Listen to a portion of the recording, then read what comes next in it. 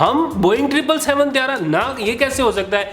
ARY ने झूठी खबर चला दी, उसने सबके ऊपर आपने कह दिया झूठी खबर, और एंड पे कहा चलो 80 सीटा बुक करा लो। मैंने उनको फ़ोन करके पूछा, मैंने कहा ये क्या सीन है, खबर आपकी ठीक है ना। कह रहे भाईजान मेरे पास लेटर है, इन्होंने तरदीद की है, शाम में मैं लेटर जारी करूंगा। और वही बात हुई। इमरान खान ने कहा था मैं सड़कों पर निकला तो ज़्यादा ख़तरनाक हो जाऊंगा। आज मैं सोच रहा था ये तो हमारे लिए भी मसाइल पैदा हो रहे हैं। ये जो सियासी मामला चल रहा है, ये जितनी खींचातानी चल रही है, ये मैं आपको बड़े दावे से, बड़े वसूख से बता सकता हूँ कि सिर्फ इस एक नुक्ते पर चल रही है।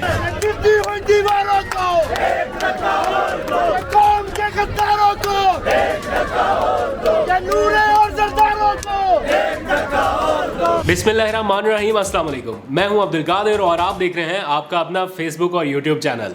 मुल्क की सियासत में बड़ा ज़बरदस्त खेल इस वक्त खेला जा रहा है। बनी गाला से लेकर वज़ीर आज़म हाउस से जो कुछ भी हो रहा है उसके ऊपर पूरी नज़र रखी हुई है। ऑल्दो कि मैं अभी रिपोर्ट नहीं कर रहा हूँ प्राइम मिनिस्टर ऑफिस को, लेकिन वहाँ पर होने वाली एक्टिविटीज़ के ऊपर भी नज़र रखी हुई है। कुछ दौड़ भाग हो रही है वहाँ पर, सीक्रेट डॉक्यूमेंट किस तरह से लीक हो गया, इंक्वायरी भी चल रही है कि दफ्तर ख़ारजा और वज़ीर आज़म ऑफिस के दरमियान होने वाली कॉरेस्पॉन्डेंट जो है ये टॉप सीक्रेट थी। ये किस तरह सारे लोगों के नाम अचानक रातों रात निकल आए और सोशल मीडिया के ऊपर पूरे के पूरे ख़ानदान की लिस्टें बाहर आ गई कि कौन कौन जा रहा है उम्रे पर, और मुफ्त और सरकारी उम्रे के नाम पर जिस तरह कल लोगों ने खुशी का इजहार किया कि मौका मिल गया। बस अब इफ्तार डिनर तक तो लोग चुप रहे कि ठीक है इफ्तार चल रहा है, रमज़ान का महीना, इफ्तार डिनर, लेकिन जो बेंचमार्क इमरान खान सेट कर गया है ऑस्टेरिटी के नाम पर, बचत के नाम पर, उसको अब क्रॉस करना मुश्किल है।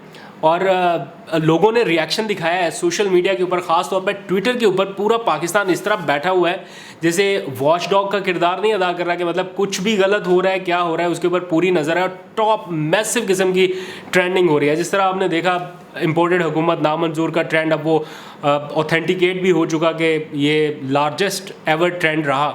और उसके बाद अब मार्च अगेंस्ट इम्पोर्टेड गवर्नमेंट भी चल रहा है, और बीच बीच में उम्रा का भी आ रहा है। तो मेरे तो ट्विटर पैनल के ऊपर उम्रा का जो लफ्ज़ है वो ट्रेंड कर रहा है। और क्यों कर रहा है उसकी ऑब्वियस रीज़न है कि कल से अब तक जो कुछ हुआ सरकारी और मुफ्त उम्रे के नाम पर, उसके ऊपर लोगों ने बड़ा रिएक्शन दिखाया। और जाहिर बात है ये होना भी था। किस तरह आप घर के लोगों को, घर के अफराद को, मुलाजमों तक को सरकारी और मुफ्त उम्रे पर ले जाने की एक पूरी प्लानिंग कर रहे हैं। एक मिसाल मुझे याद आ गई, बोइंग 777 त्यारा बुक करने की जिस तरह से अटैम्प्ट हुई, वो एक कोई भूखा शख्स था ना, तो उसके वो भुक्कड़ किस्म का बहुत ज़्यादा खाता है, तो उसके सामने 12 रोटियां ला के रख दी ना, तो उन्होंने कहा कि मैं कोई डंगर 2 उतेलियाँ चक लो, तो 10 खा गया। तो ये हिसाब किताब था कि इस तरह खबरों की तरदीद की कि हम बोइंग 777 त्यारा ना, ये कैसे हो सकता है। ARY ने झूठी खबर चला दी, उसने सबके ऊपर आपने कह दिया झूठी खबर, और एंड पे कहा चलो 80 सीटा बुक करा लो। वही वाला हिसाब किताब हुआ ना कि चलो बोइंग 777 त्यारा नहीं तो ये 74-80 सीटें जो हैं जो बुक कराई हैं, ये किसके पैसे लग रहे हैं, कौन दे रहा है ये पैसे, और ज़रूरत क्या है इतना पूरा टब्बर लेके जाने की, साथ में सारे इंडिविजुअली नहीं। अभी भी मैं आपको बता रहा हूँ, इन्होंने लोगों को निकालना शुरू कर दिया है और अलग अलग करके लोग निकले हैं, अलग अलग।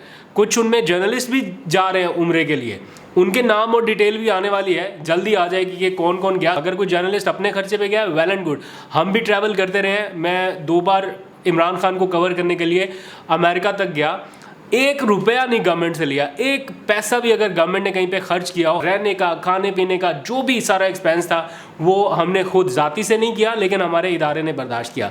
तो अगर किसी सहाफ़ी को अभी भी उम्रे पर जाने की ख्वाहिश है ज़रूर जाए, लेकिन अगर किसी ने सरकारी ख़जाने से या मुफ्त उम्रे की ख्वाहिश रखी और इसी की तकमील के लिए गया, तो फिर उसका सोशल मीडिया जो हाल करेगा सबूत आने के बाद, वो भी मंजर आम पर आएगा। एनीवेज, ये जो सीक्रेट डॉक्यूमेंट लीक हुआ, वज़ीर आज़म ऑफिस के अमले की इस वक्त दौड़ें लगी हुई हैं कि ये सीक्रेट डॉक्यूमेंट्स आखिर लीक कैसे हुए।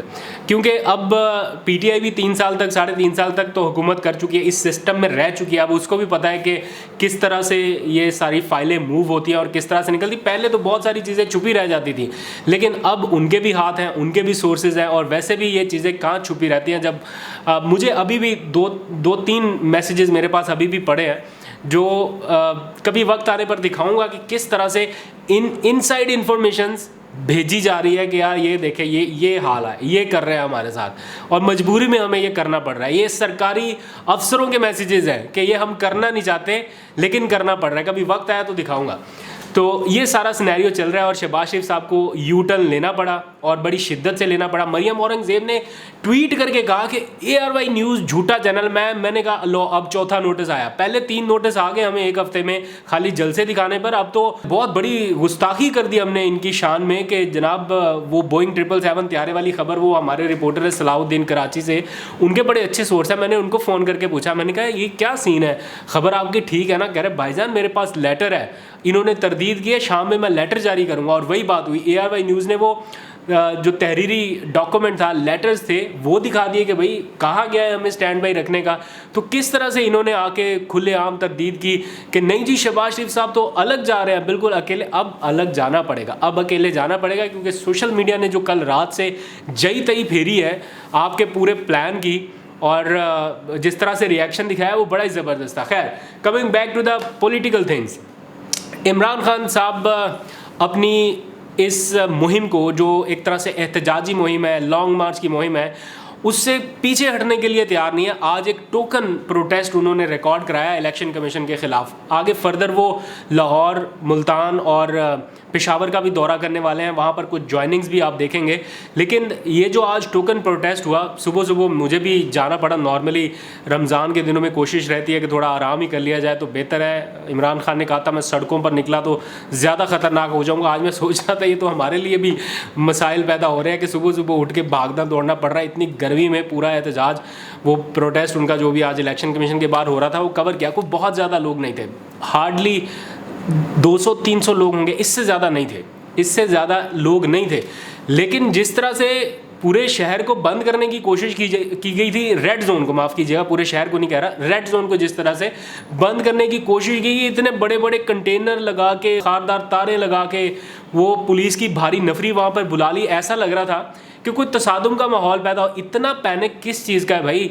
जब PDM ने एहतजाज किया था इलेक्शन कमीशन के सामने, तो इलेक्शन कमीशन के गेट के सामने उनका ट्रक खड़ा था और वहाँ से PDM की जमातों ने एहतजाज किया था। इमरान खान की गवर्नमेंट में ये हालिया दिनों की बात है, ये सारे अपोजिशन लीडर ट्रक के ऊपर चढ़े हुए थे और इलेक्शन कमीशन के गेट के बिल्कुल सामने एहतजाज हुआ और किसी ने नहीं रोका, ना कोई गिरफ्तारी हुई ना कुछ।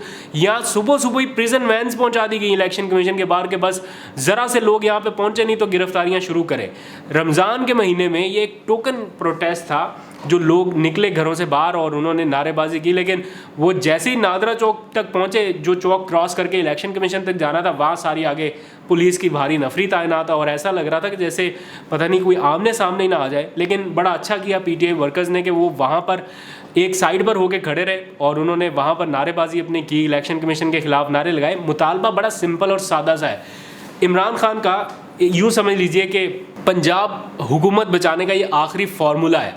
फार्मूला ये है कि जो मुनहरिफ अराकीन हैं, जिनका वोट 9 मुंतखब वज़ीर आला हमज़ा शहबाज शरीफ को पड़ चुका है, वो वोट काउंट नहीं होना चाहिए। PTI ऐसा समझती है क्योंकि डिक्लेरेशन आ चुका है, आर्टिकल 63A के तहत रेफरेंसेस भेजे जा चुके हैं। तो इलेक्शन कमीशन को किस चीज़ का इंतज़ार है?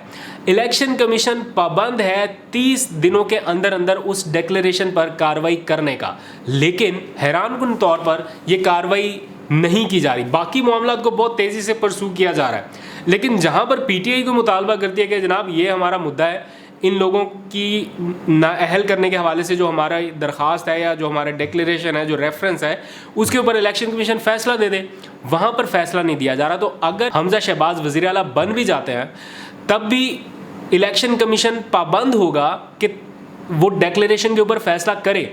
और अगर फैसला PTI के हक़ में जाता है, जो कि जाना चाहिए, खुलेआम लोगों ने इनहराफ किया पार्टी पॉलिसी से, तो इलेक्शन कमीशन की आईनी जिम्मेदारी है कि इसके ऊपर कार्रवाई करे। आपने गिलानी की वीडियो के ऊपर खामोशी इख्तियार कर ली, ठीक है, वो लोग अभी तक प्रोटेस्ट कर रहे हैं, कुछ नहीं किया उसके ऊपर। सेनेट इंतखाबात में जो हुआ, फिर सिंध हाउस में जो हुआ, इलेक्शन कमीशन उसके ऊपर नहीं बोला। लेकिन ये PTI का एक आईनी हक़ है कि उनकी दरख्वास्त के ऊपर कार्रवाई की जाए कि जनाब उनके बंदे दूसरे ग्रुप के साथ मिल गए, आर्टिकल 63A की खिलाफ वर्जी हुई, तो आप कार्रवाई कर दें। अगर ये कार्रवाई होती है तो फिर हमज़ा शहबाज 8-10 दिन के वज़ीर आला मुंतखब होंगे, इससे ज़्यादा नहीं। और हो सकता है अगर इलेक्शन कमीशन मेरिट के ऊपर फैसला करे और ये कल डिक्लेरेशन दे दे, परसों दे दे, तो मेरा नहीं ख्याल कि हमज़ा शहबाज साहब हल्फ भी उठा सकेंगे वजारत आला का। तो ये वो फार्मूला है जिसके ऊपर इमरान खान अपना पूरा प्रेशर और पूरा दबाव बढ़ाना चाहते हैं, बरकरार रखना चाहते हैं, और इनकी बड़ी ज़बरदस्त स्ट्रैटेजी है। PMLN के हलकों में थोड़ी सी गड़बड़ है, एक तरह से पैनिक है, अनसर्टेनिटी का एलिमेंट नज़र आ रहा है। उनको भी पता नहीं है कि ये क्या करना है, इस गवर्नमेंट का कब तक चलनी है, जिन्होंने गवर्नमेंट बना के दिया है उन्होंने क्या सोचा हुआ है, कब तक चलाने का इरादा है। क्योंकि आपकी IMF के साथ अब डील्स होनी है, आपको सारी सब्सिडी रिवर्स करनी पड़ेगी। पेट्रोल और डीज़ल के ऊपर जितनी रायत इमरान खान दे गया है उसको ख़त्म करना, और ख़त्म करके फिर उसकी कीमतें बढ़ाना, ये बड़ा एक सियासी तौर पर तबाहकुन फैसला होगा मुस्लिम लीग नून के लिए। और शशोपंज का शिकार है कि क्या करें, मतलब ये उनकी गवर्नमेंट को करना भी चाहिए या नहीं। तो अभी सोच विचार जारी है।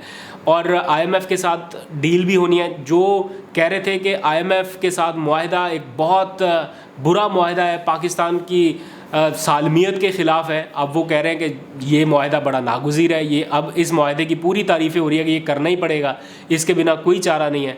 तो जब आप सिस्टम से बाहर होते हैं, इमरान खान साहब ने भी यही किया था, जब सिस्टम से बाहर थे तब IMF बहुत बुरा था, जब सिस्टम में आए तो पता चला कि इसके बगैर गुजारा नहीं है। तो यही हाल, नून लीग तो सिस्टम में रह चुकी थी तब भी तनकीद करती थी, पीपल्स पार्टी सिस्टम में रह चुकी थी, खुद IMF के पास जा चुके थे तब भी ये कह रहे थे कि ये पाकिस्तान की सालमियत के ख़िलाफ़ है IMF का मुआहदा। तो अभी वही गवर्नर स्टेट बैंक है, वही जिसको कहते थे कि ये पूरा का पूरा IMF को बेच दिया, ये गवर्नर IMF से लाए हुए हैं, उसी गवर्नर के साथ बैठ के अब अमेरिका में आप बिज़नेस काउंसिल के साथ मीटिंग्स कर रहे हैं और वहाँ पे कह रहे हैं अमर बिल मारूफ व नही अनिल मुनकर। इमरान खान कहता है तो गलत कहता है। तो ये 2 नंबरी जो है ये आपको भारी पड़ेगी और इसका बहुत जल्द फैसला होना है। तो अनसर्टेनिटी हर आने वाले दिन के साथ बढ़ती जा रही है, और ख़ास तौर पर जिस तरह इमरान खान ने दबाव बढ़ा के रखा हुआ है कि वो लॉन्ग मार्च की अब कॉल देंगे और तब तक बैठेंगे जब तक इलेक्शन अनाउंस नहीं हो जाते।